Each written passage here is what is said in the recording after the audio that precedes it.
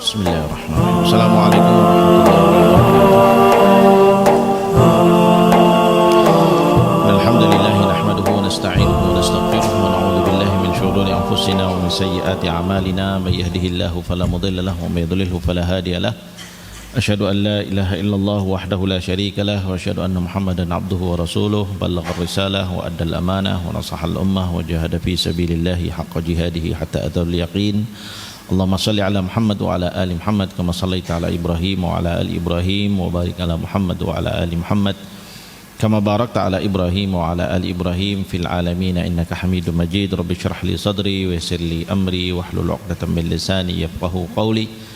Rabbana atina fid dunya hasanah wa fil akhirati hasanah wa qina adzabannar. Allahumma 'allimna bima yanfa'una wanfa'na bima 'allamtana warhamna innaka anta arhamur rahimin. Allahumma arinal haqqa haqqa warzuqna ittiba'ah wa arinal batila batila warzuqna ijtinabah. Allahumma inna nas'aluka hubbaka wa hubba nabiyyika wa hubba amalin yuqarribuna ila hubbik. Allahumma ij'al hubbaka ahabbu ilayna minal ma'il baridi 'inda ad-dhama. Amin ya rabbal alamin. Amma ba'd. Alhamdulillah anak-anak sekalian, kita bersyukur pada Allah Subhanahu wa taala di mana siang hari ini Allah Subhanahu wa taala kembali memberikan kesempatan pada kita untuk bisa bermajlis kembali meneruskan pembacaan kita dari kitab Syama'il Al-Muhammadiyah yang ditulis oleh Imam At-Tirmidzi rahimahullah, di mana pada kesempatan yang lalu kita sudah menyelesaikan bab ke-8 ya. Bab 8 yaitu bab pembahasan tentang libasnya Rasulullah sallallahu alaihi wasallam. Ya kan? Sudah belum? Khalas? Taib. Siapa yang masih ingat libas yang paling disenangi oleh Rasulullah itu apa? Siapa yang mau jawab? Naam. Irfa' sautak. Keraskan suaramu. Qamis, naam, ahsanta, jazakallah khair. Libas yang paling disenangi oleh Rasulullah adalah qamis, ya. Yang dimaksud qamis itu baju yang gimana? Siapa yang mau jawab? Qamis itu baju gimana? Qamis itu gimana? Naam. Aywa, taub. Lakin kaif? Aywa, terusan dari pundak sampai ke bawah gitu ya. Itu yang disebut dengan al-qamis ya, seperti yang antum pakai ini, sebagian dari antum itu namanya al-qamis ya. Kita juga menamainya dengan gamis gitu ya, nama itu ya. Tapi gamis ini juga ada beberapa jenisnya kan. Ada yang modelnya belah depan ya kan, terusan ke bawah belah depan ya. Kemudian juga ada yang modelnya tanpa belah depan, cuman sampai di gini saja gitu ya. Ada yang sedikit ininya, peniknya hanya satu di sini dan bukaan sedikit. Nah, itu gamis yang di eranya Rasulullah dulu kebanyakan seperti itu ya, yang ininya hanya sedikit saja, hanya bukaan sedikit lalu kemudian ketutup semuanya ke bawah. Kemarin sudah kita terangkan kenapa Rasulullah SAW kok suka gamis. Kenapa? Apa hikmah di balik itu? Siapa yang mau jawab? Nah, Eva. Eva sopan ya. Karena memakainya mudah dan lebih menutup aurat ya, karena gamis itu kan dia nutup semua ya, tidak membentuk bagian-bagian tubuh dan sebagainya ya. Lalu kemudian apakah Rasulullah dulu pernah memakai pakaian gamis itu adalah pakaian yang merupakan pakaian kaumnya ya kan, pakaian Quraisy ya, saat itu rata-rata adalah penggunaannya gamis. Tapi apakah ada riwayat yang Rasulullah menggunakan pakaian dari kaum yang berbeda? Kemarin sudah kita sebutkan di situ. Ada nggak dari bangsa lain, kaum bangsa lain? Ada? Yang mana?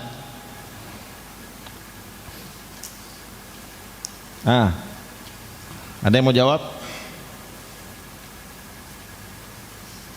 Nggak ada. Disebutkan ya, naam. Ibaran. Aywa. Ada pakaian Yamaniyah ya yang beliau pakai, tapi sebenarnya itu juga bentuknya juga hampir seperti jubah ya. Kemudian juga disebutkan kemarin riwayat beliau menggunakan apa? Asyamiyah, ya enggak? Ya kan?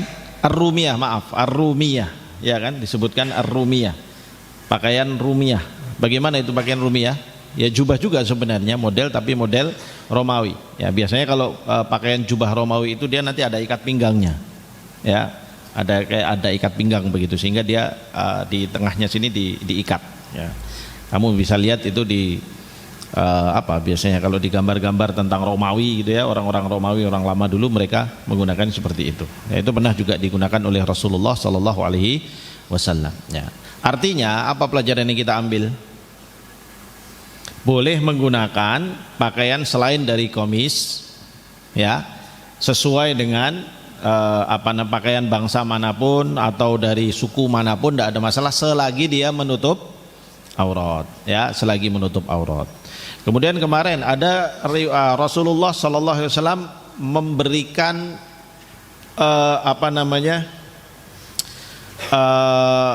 mendorong kita untuk berpakaian warna apa? Warna putih, ya kan? Rasulullah bilang sebaiknya kalian berpakaian warna putih, dan kafinu biha mautakum, dan jadikan juga kain putih itu sebagai kafan untuk mayit atau jenazah kalian, kan begitu hadisnya. Ingat nggak? Ya kan? Nah, tapi apakah ada riwayat Rasulullah menggunakan warna selain putih? Ada nggak? Ada. Warna apa? Siapa yang tahu? Warna apa? 6. Kemerahan. Ada warna lain, warna apa? 6. Hijau. Ada warna lain? Sudah? Cuma 2 warna itu yang sampai kepada kita tentang riwayatnya. Tapi itu berarti apa? Apakah nggak boleh pakai warna biru? Boleh nggak pakai warna biru? Kenapa kok boleh? Mana riwayatnya? Kan nggak ada. Bukan berarti nggak boleh pakai warna lain. Justru adanya riwayat sekali Rasulullah memakai pakaian berwarna kemerahan, ya kan? Kemudian kemerahan dari za'faron, kan begitu riwayatnya. Kemudian ada hijau, ya, riwayat kemarin disebutkan berwarna hijau, berarti boleh memakai pakaian selain dari warna putih, ya. Yang jelas ketentuan tentang pakaian itu di dalam syariat kita itu sudah jelas. 1, harus menutup aurat, ya kan? Kemudian tidak syuhrah. Apa itu syuhrah? Nyeleneh. Bahasa Jermannya nyeleneh. Kalau bahasa Indonesianya apa? Aneh, ya, dianggap ini pakaiannya kok nggak biasanya begitu, ya. Nah itu. Jadi kalau kamu pakai pakaian jubah tapi kemudian dikasih lampu-lampu, dikasih apa begitu, ya. Nah, itu kan artinya nyeleneh pakaiannya gitu, ya. Atau jubah dari kulit buaya gitu, ya, umpamanya gitu. Kalau ada yang pakai jubah dari kulit buaya, gimana coba? Itu kan nyeleneh, orang ngeliat ini orang apa buaya nih, buaya darat ini berarti gitu, ya. Ya kan? Kan nyeleneh orang ngelihat seperti itu, kan aneh. Nah, berpakaian dalam Islam itu jangan seperti itu, ya. Jadi harus menutup aurat, tidak nyeleneh, ya kan, menjaga adab-adab setempat. Masalah nanti bangsa kita, masyarakat di Indonesia ini pakaiannya umumnya begini, silahkan, selagi dia menutup aurat dan tidak syuhrah, silahkan dipakai. Tapi kalau pakaian adat, ya, pakaian terbiasa adat yang ada di wilayah kita dan itu membuka aurat, boleh nggak dipakai? Nggak boleh, ya, nggak boleh. Kenapa? Karena menutup aurat itu hukumnya wajib, ya, hukumnya wajib. Aurat laki-laki batas wajib yang ditutup di mana? Dari mulai pusar sampai ke lutut, itu yang wajib ditutup, ya. Dan selebihnya sebaiknya ditutup, kayak dari pusar ke atas, ya, baju itu dipakai. Kecuali kalau darurat mungkin sakit atau kenapa sehingga nggak pakai baju, ya silahkan aja kalau memang obatnya seperti itu, ya. Atau kondisi tertentu dia nggak pakai baju, nggak ada masalah gitu. Tapi kalau perempuan auratnya dari mana? Dari ujung rambut sampai kepada ujung kaki, kecuali wajah dan telapak tangan. Semuanya yang lain harus ditutup. Ya, lengannya ditutup, kakinya, betis-betisnya harus ditutup, bahkan kakinya, ya, sampai ke telapak kakinya juga itu harus ditutup. Makanya harus pakai kaos kaki. Ya, tidak boleh dilihat oleh lelaki ajnabi yang bukan mahramnya. Ya, pakaiannya juga begitu, nggak boleh pakai pakaian yang ketat. Karena pakaian ketat baik laki-laki maupun perempuan berarti dia apa? Membuka auratnya, sama dengan telanjang. Coba kalau kamu pakai celana yang ketat banget, itu kan berarti kayak kamu telanjang aja gitu. Iya kan? Kan kelihatan bentuk kakimu, bentuk ini. Lah kalau perempuan pakai seperti itu, ya kan juga seperti itu, sama dengan telanjang. Berarti kan dia menjadi fitnah. Ya kan? Itu artinya sama dengan tidak menutup aurat. Makanya tidak boleh pakai pakaian ketat tuh nggak boleh. Kenapa? Karena dia bisa membentuk aurat. Laki-laki juga tidak boleh memakai ketat karena juga dia membentuk aurat. Fahim tuh? Ya. Yang boleh silahkan pakai pakaian dari adat manapun, ya selagi adat itu atau pakaian itu menutup aurat dan tidak membentuk atau tidak syuhroh, nyeleneh. Ya. Ada pakaian yang modelnya pakaian adat di beberapa tempat itu dia dikasih apa, ada pasang-pasang, dipasangi taring-taring binatang dan sebagainya gitu. Gimana pakai pakaian seperti itu? Boleh nggak? Kenapa kok nggak boleh? Dia menutup aurat, tapi ada tambahan-tambahan begitunya. Gimana? Boleh nggak? Gimana? Ya syabab, nggak boleh. Kenapa kok nggak boleh? Syuhrah. Iya, karena syuhrah di suatu tempat, tapi tidak syuhrah di tempat tersebut. Makanya kalau kamu pakai itu di tempat itu, umpamanya pakaian Dayak. Kamu tahu pakaian Dayak itu? Ada yang dari Kalimantan sini, yang dari turunan suku Dayak? Nggak ada? Ada yang dari Kalimantan? Nggak ada ya? Baik. Itu pakaian mereka itu ya gitu, ada seperti itunya, ya. Dan sebenarnya kalau lengkapnya ya cukup menutup aurat karena bagian pusar sampai ke lutut tertutup gitu, ya. Kemudian bajunya ada tambahan-tambahan seperti itu. Kalau kamu dipakai di sana itu tidak mengapa. Tapi kalau kamu pakai itu di Jawa, jadi syuhroh. Kamu lihat, ini orang mana nih, gitu kan? Coba kalau tiba-tiba ada datang ke sini pakaiannya begitu, gimana? Aneh kan? Makanya menjadi tidak boleh dipakai, gitu ya. Kenapa? Karena itu membawa kepada syuhrah dan itu sesuatu yang nyeleneh, gitu ya. Jadi sebaiknya ya boleh kamu pakai di sana sebagai bentuk penghormatan terhadap adat mereka. Tapi ada juga pakaian-pakaian mereka dan suku-suku yang lain yang bentuknya membuka aurat, ya. Pakaiannya cuma pendek saja sehingga pahanya masih terlihat, umpamanya. Sudah kayak gitu pakaiannya masih ditambah-tambahi dengan itu tadi, ya. Ada kalung gigi macan, ada kalung kepala tengkorak monyet, nanti ada kalung tanduk kebu, ya. Kemudian nanti macam-macam kan seperti itu mereka, ya. Walaupun itu katanya jimat-jimat dan sebagainya, jelas itu semua menjadi syuhrah yang tidak boleh untuk dipakai. Kalau yang seperti itu dipakai di sana bagaimana? Pada prinsipnya kalau dia membuka aurat tetap tidak boleh mau dipakai dimanapun, walaupun itu pakaian adat, ya. Silahkan berpakaian dari manapun, yang penting dia menutup aurat. Dan intinya Rasulullah ketika menggunakan pakaian yang berbeda-beda dari berbagai suku yang berbeda atau bangsa yang berbeda untuk menunjukkan kepada kita bahwasanya hal tersebut boleh selagi pakaian tersebut masih menutup aurat. Fahimtum ya syabab? Fahimtum? Baik. Kita masuk pada bab yang berikutnya. Antum udah ketinggalan nih dari putri, udah jauh loh. Gimana antum ini? Baik, kita lanjut pada bab yang al-babut tasi', babu ma jaa'a fi 'aishi Rasulillah sallallahu alaihi wasallam. Sebenarnya Ustadz kepingin nanti setiap daras begini ini ada salah satu dari antum yang membacakan sekaligus latihan membaca tulisan seperti ini, ya. Nanti mulai daras yang ke depan nanti mungkin kita tunjuk siapa yang baca gitu. Khususnya ini yang kibar ini yang kita minta untuk baca. Siapa yang siap baca untuk sekarang? Siapa yang siap nih? Ente siap? Ya. Baik, ta'al ijlis sunah. Ijlis sunah. Ambil mic itu bisa nggak? Nyampe nggak yang mic clipnya itu? Bismillah. Coba dibaca mulai bab ke-9 ya. Bismillahirrahmanirrahim. Alhamdulillahirabbil alamin wa bihi nasta'inu ala umuri dunya waddin. Wa sallallahu wasallam ala nabiyyina mursalin khatamin nabiyyin wa ala alihi washabihi ajmain. Qala al-Imam At-Tirmidzi rahimahullahu taala fi kitabihi Asy-Syama'il Muhammadiyah babut tasi' babu ma jaa'a fi 'aishi Rasulillah sallallahu alaihi wasallam. Haddatsana Qutaibah bin Sa'id, haddatsana Hammad bin Zaid an Ayyuba an Muhammad bin Sirin qala kunna inda Abi Hurairah wa alaihi thawbani mumashyaqani min kattanin fatamakhata fi ahadihima faqala bakhin yatamakhatu Abu Hurairah fil kattani laqad ra'aituni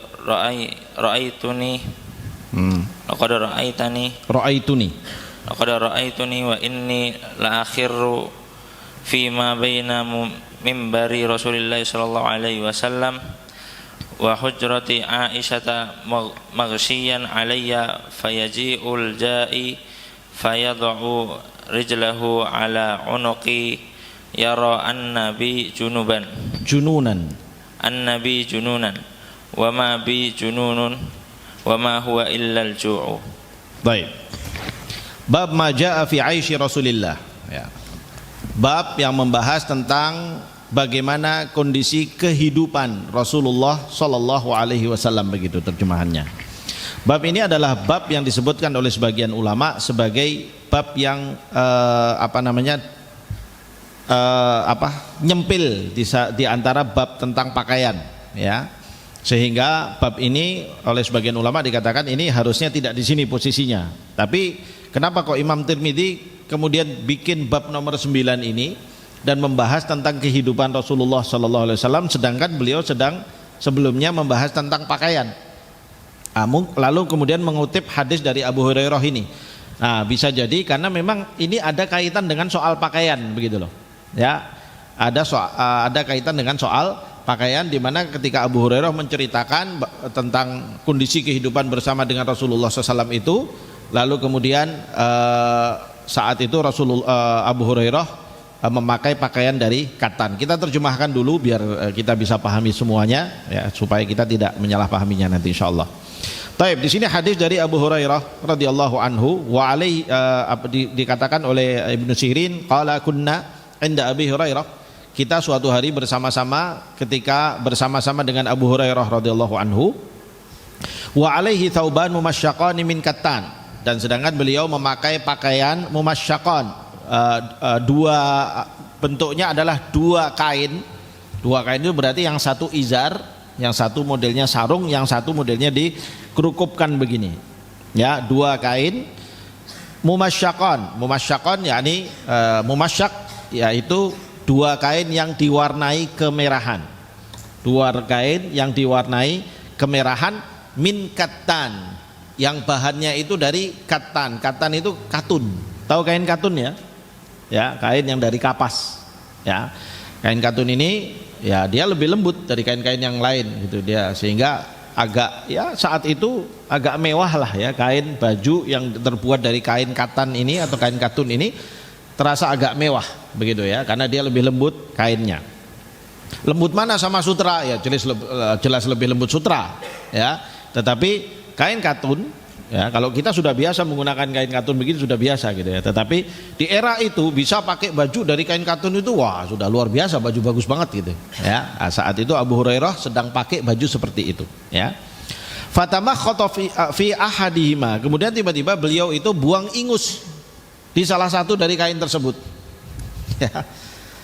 Buang ingus, ya, kalau bahasa Jermannya ngumbel gitu, ya. Tahu ngumbel nggak?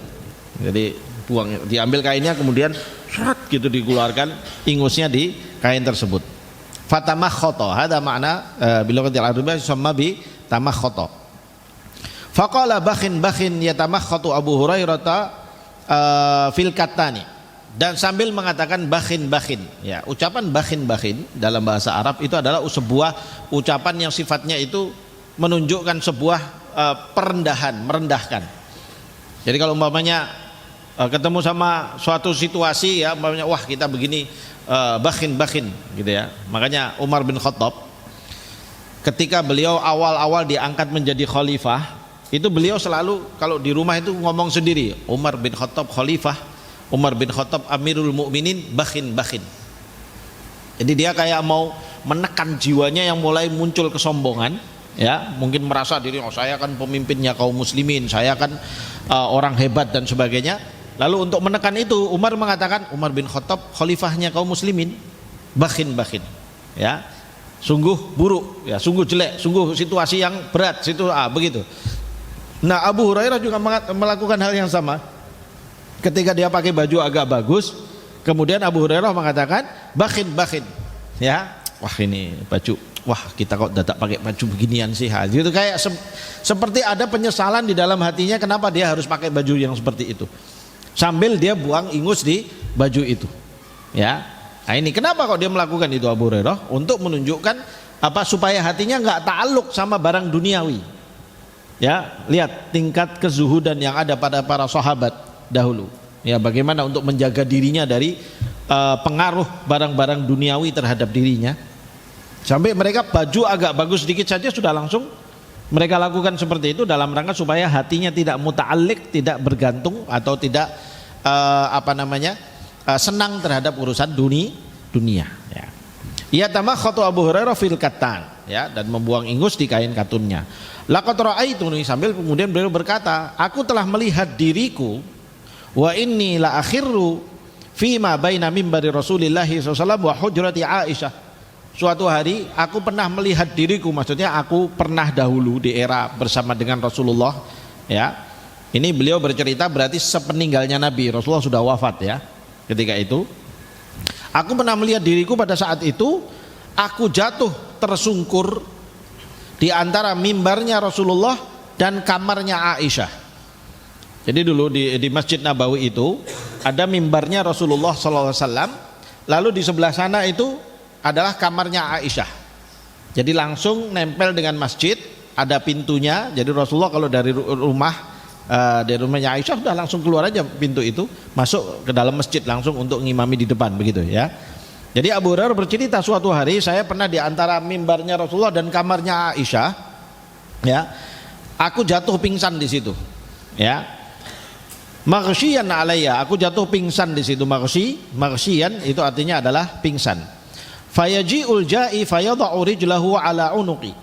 Lalu ada orang yang datang lalu kemudian meletakkan kakinya di atas punukku seperti ini. Jatuh, kemudian ditekan gitu punuknya.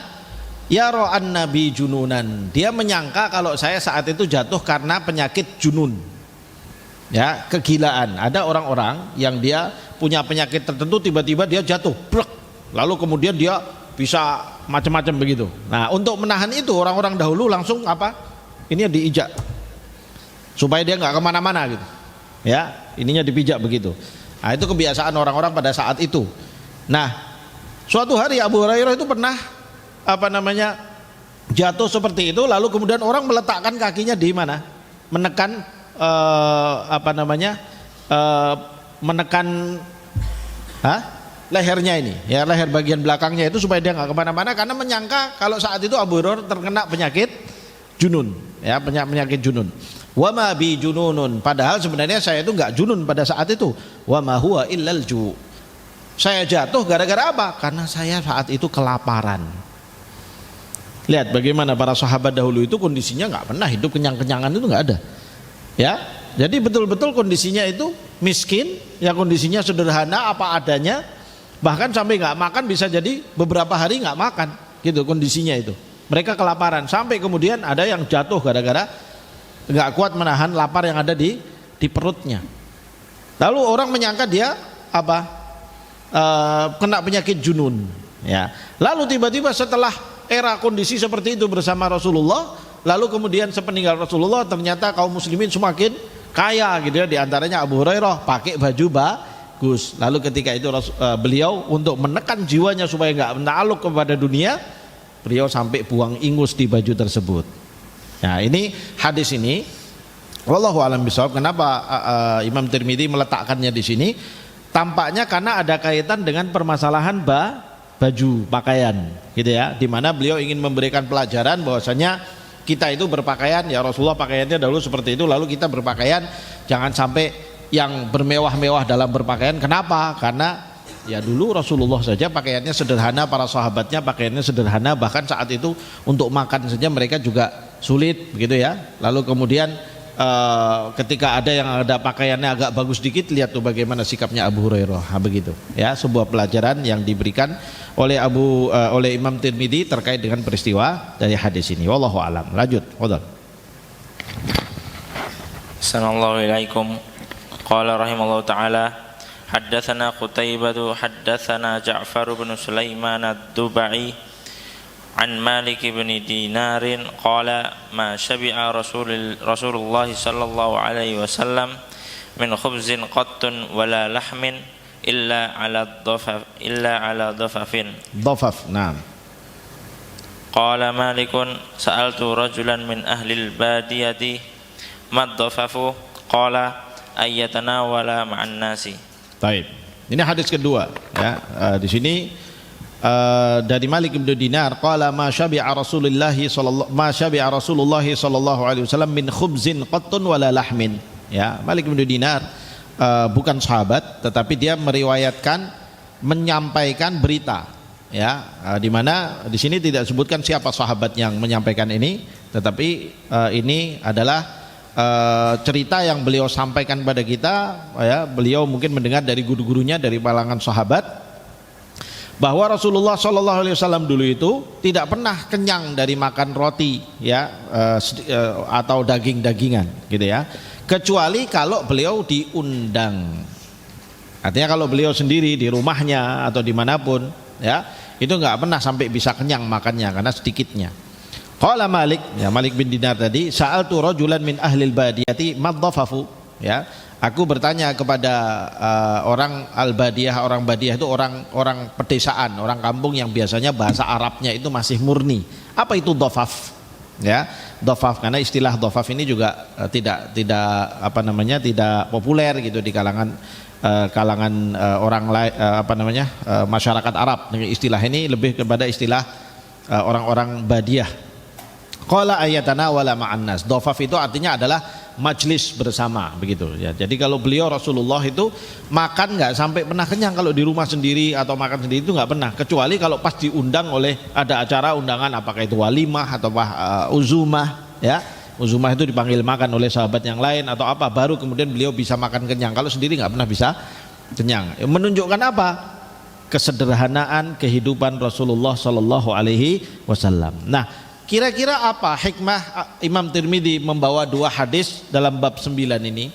Yaitu ingin menyampaikan pada kita bahwasanya kesederhanaan kehidupannya Rasulullah SAW dan para sahabat-sahabatnya, termasuk dalam urusan berpakaian. Fahim tuh syabab? Ya, termasuk dalam urusan berpakaian. Begitulah dulu kondisi eranya Rasulullah SAW ya.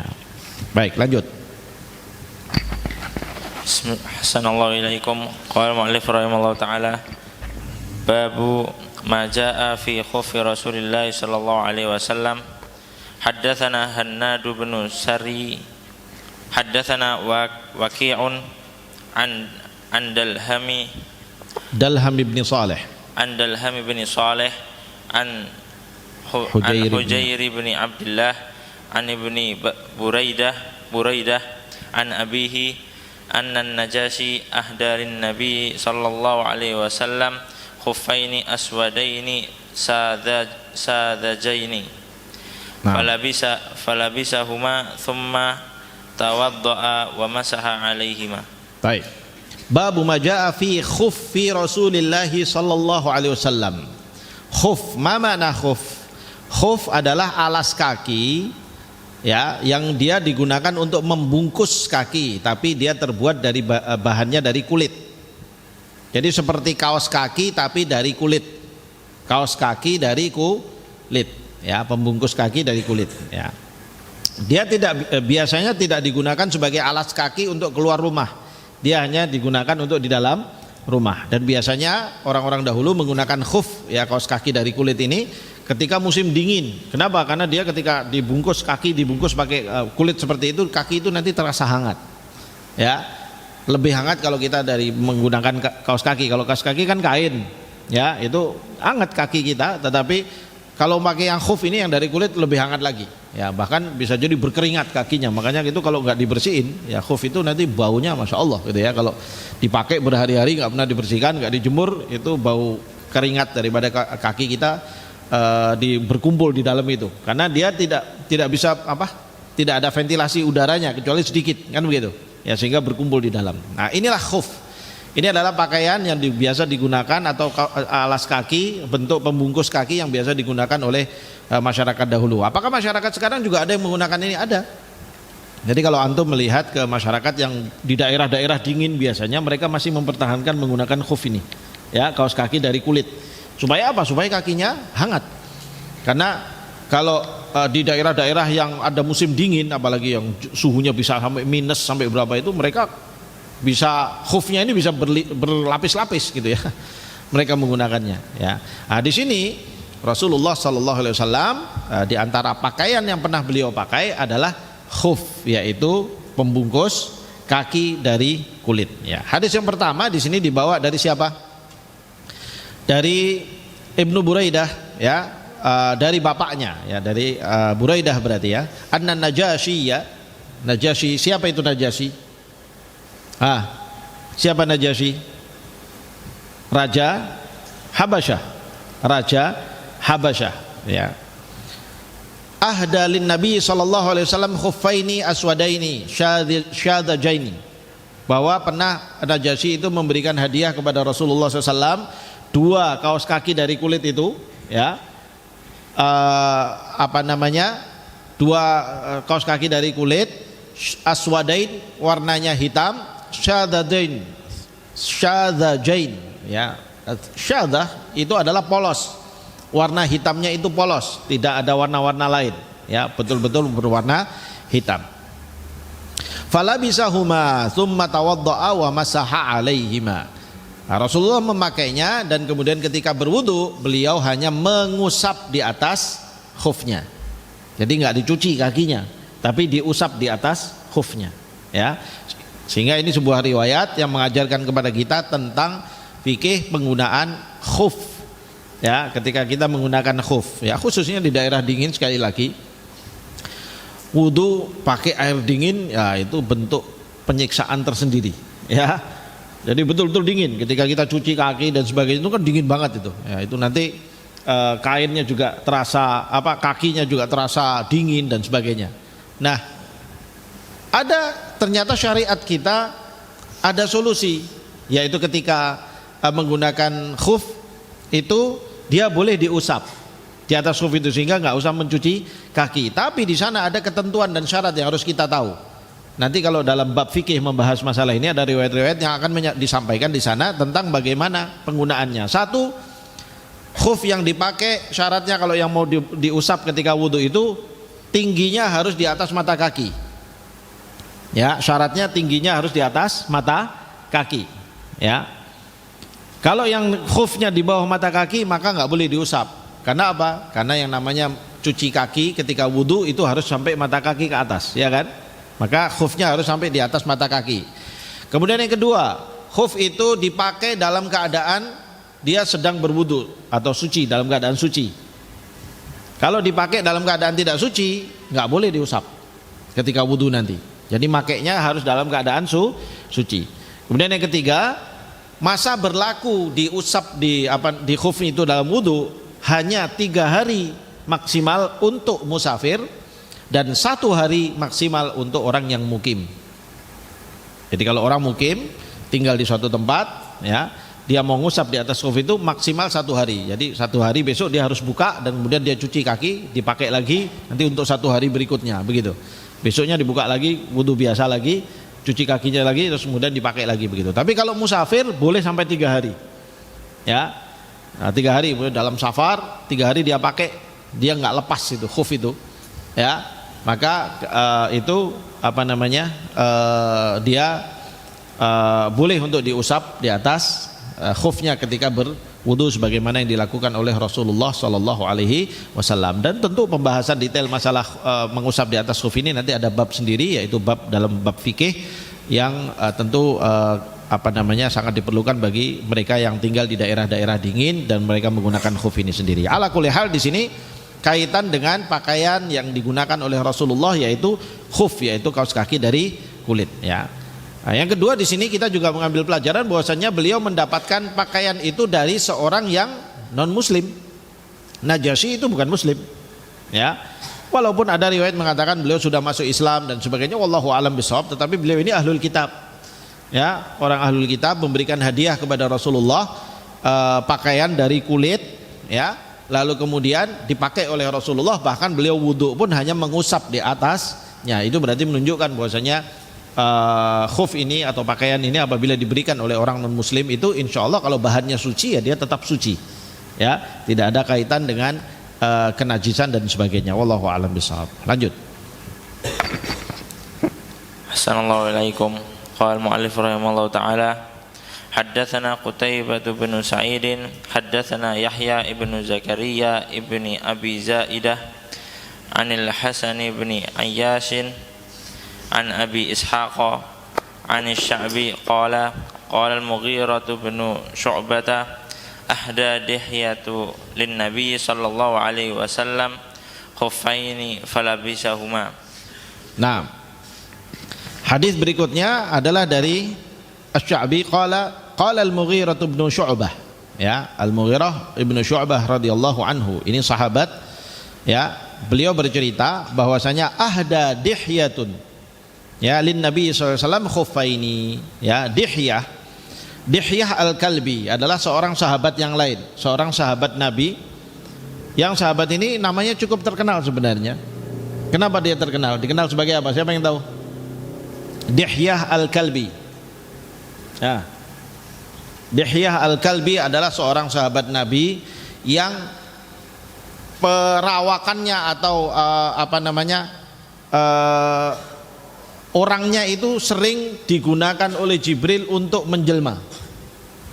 Jadi Jibril kalau menjelma jadi orang itu bentuknya adalah seperti Dihyah al-Kalbi ya.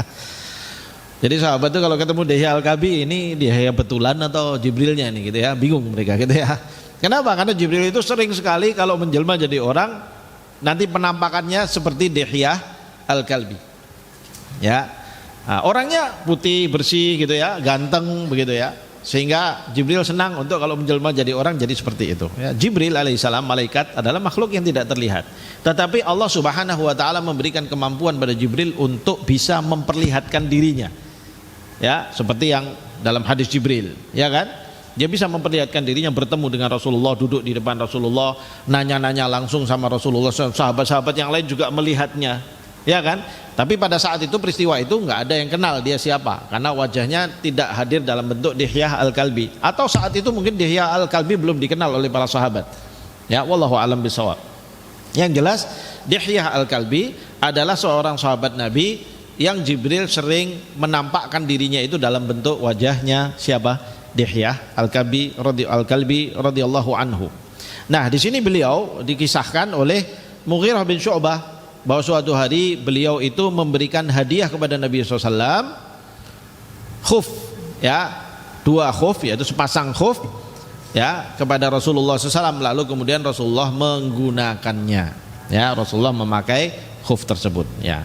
Nah, di sini apa pelajaran yang kita ambil ya, bahwa ya Rasulullah menerima hadiah yaitu berupa pakaian, yaitu khuf itu tadi, kaos kaki dari kulit itu tadi, dari sahabatnya, dan kemudian Rasulullah memakainya. Nah, ini penting buat kita ketika kita diberi hadiah oleh teman kita untuk kita pakai, supaya yang ngasih hadiah juga seneng ya. Kamu dikasih baju nih, kamu pakai bajunya gitu, kamu tunjukkan sama dia bahwasanya kamu mau pakai baju itu, supaya dia juga ngelihat, wah senang, oh baju yang saya kasih hadiah ya dipakai gitu ya, sehingga ketika nanti dia ketemu, wah itu bajunya baju hadiah dari saya gitu kan, senang. Karena saling menghadiahi ya syabab ya, anak-anak sekalian, saling menghadiahi itu adalah sarana untuk saling hidupnya kecintaan, ukhuwah dan persaudaraan sesama kaum muslimin. Rasulullah bilang apa? Tahadu tahabu, salinglah memberi hadiah supaya kalian saling mencintai. Jadi kalau di antara kita itu ada gap, ada masalah-masalah, mungkin hati menjadi jauh, obatnya apa? Justru kasih hadiah. Kamu kalau lagi rame sama teman kamu, sudah rame, sudah selesai, minta maaf dan sebagainya, kasih hadiah sama dia. Dulu Rasulullah dan para sahabat dahulu juga seperti itu. Kalau ada sahabat yang bikin sahabat yang lain agak marah itu ya, kemudian dia datang minta maaf, afwan akhi kemarin gini-gini, oh ya sudah selesai apa, dia cari hadiah, dia kasih hadiah. Supaya apa? Supaya hilang itu provokasi syaitan dari hati itu. Dan itu penting karena Rasulullah bilang apa? Tahadu tahabu, salinglah memberi hadiah supaya kalian saling mencintai. Ya, pernah terjadi kepada seorang sahabat ya, Usaid bin siapa itu? Ini ada kisahnya di dalam ayat yang menceritakan tentang haid. Ya, kamu bisa baca dalam Asbabun Nuzul ayat haid itu. Ya, ada sahabat ngobrol sama orang Yahudi, kemudian orang Yahudi bilang, "Gimana nih tatanan dalam agama kamu soal wanita haid? Kalau kami di Yahudi begini." Ya, mereka bilang wanita haid itu najis sehingga kemudian harus kan kami menjaga kebersihan begini. Agama kamu gimana gitu. Kan belum ada aturannya saat itu. Lalu sahabat ini datang menemui Rasulullah SAW.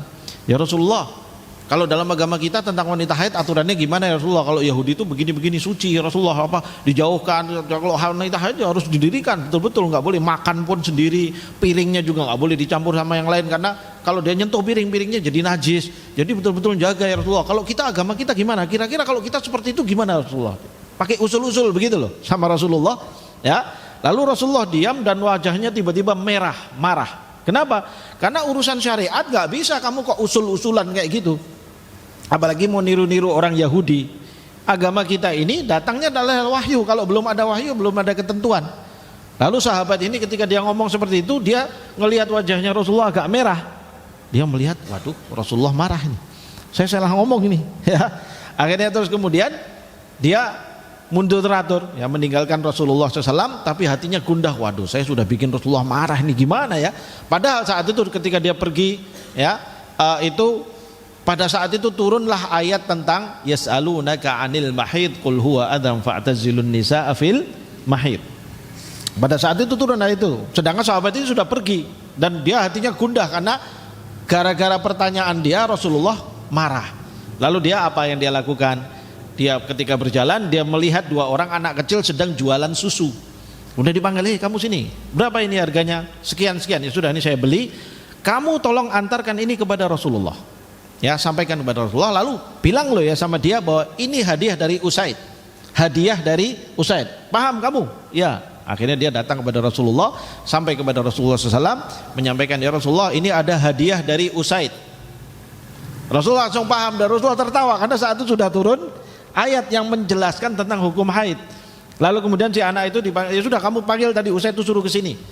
Susunya belum diminum sampai kemudian Usaidnya dipanggil datang lalu menemui Rasulullah SAW, lalu dibacakan padanya ayat itu tadi, ya, yas'alunaka 'anil mahid qul huwa adzam fa'tazilun nisaa fil mahid dan sebagainya. Usaid pun jadi gembira karena sudah ada ketentuan turun itu. Lalu kemudian hadiahnya diajak minum bersama. Usaid dengan Rasulullah diajak minum bersama sehingga selesailah urusan di antara keduanya. Begitulah kondisi para sahabat dahulu dan bersama Rasulullah, dan di antara sahabat sendiri pun juga seperti itu. Ya, nah ini juga menjadi penting di antara kita. Ketika kita ada masalah di antara kita, itu jangan dilama-lama untuk minta maaf. Jangan lama-lama, jangan ada istilahnya jotaan sampai 3 hari. Karena kalau sudah jotaan sampai 3 hari itu dibenci oleh Allah Subhanahu Wa Taala, dan itu juga nggak boleh. Rasulullah melarang. Tidak halal bagi dua orang muslim untuk tidak berbicara, marah-marahan, tidak berbicara melebihi dari 3 hari. Nggak halal kata Rasulullah SAW. Jadi kalau ada masalah segera selesaikan. Kalau bisa dalam 3 hari itu selesai. Kamu datang, dan yang paling baik adalah yang datang meminta maaf dahulu dan mengajak bicara saudaranya. Itu yang paling baik. Kalau mau jadi orang yang terbaik di mata Allah Subhanahu Wa Taala, ketika kamu ada masalah dengan teman kamu, maka kamu yang datang dulu sama dia, minta maaf sama dia, sampaikan sama dia kemaafan itu. Dan itu akan menjadikan syaitan putus asa. Karena syaitan itu inginnya mengadu domba di antara sesama kaum muslimin tuh, yang rame masalah, mungkin rebutan masalah apa, makanan, rebutan apa, kemudian dibesar-besarkan, akhirnya jadi rame, jadi musuh-musuhan. Syaitan senang sekali kalau ada di antara kita musuh-musuhan. Makanya jangan sampai memberikan celah itu kepada mereka. Maka salinglah memberi hadiah, ya. Nah, itu akan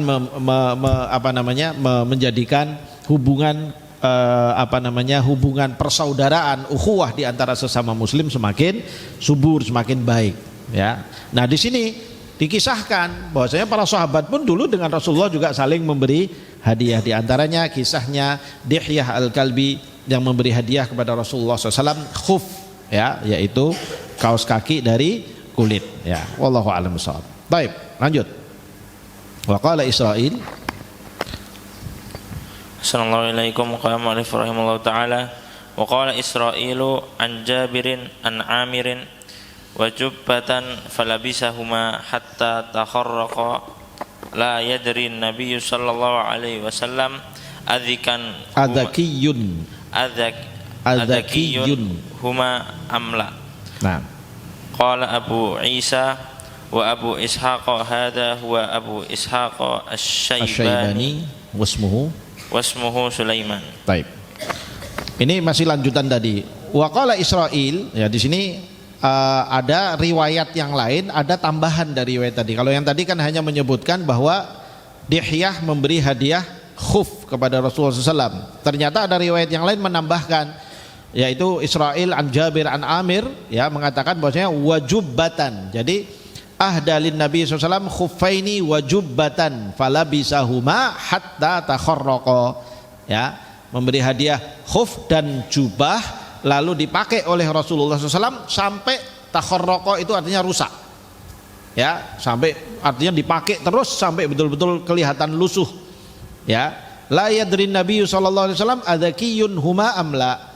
Nah, Rasulullah pada saat itu tidak tahu apakah kulit yang dipakai khuf itu sudah disamak atau belum, ya. Ini berarti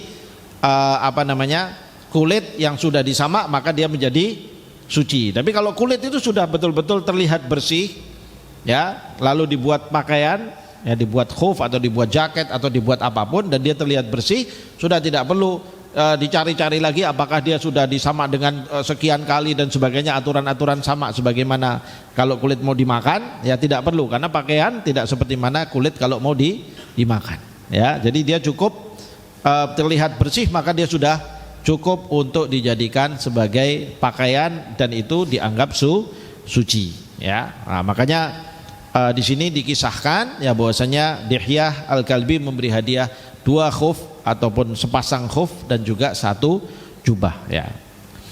Baik, inilah pembelajaran mungkin hari ini, ya. Sayang sekali ini waktunya mepet sekali, ya, ketika kita bahas pembahasan kita agak panjang, ya. Mudah-mudahan apa yang kita bahas ini bermanfaat. Ada yang mau ditanyakan mungkin sampai di sini?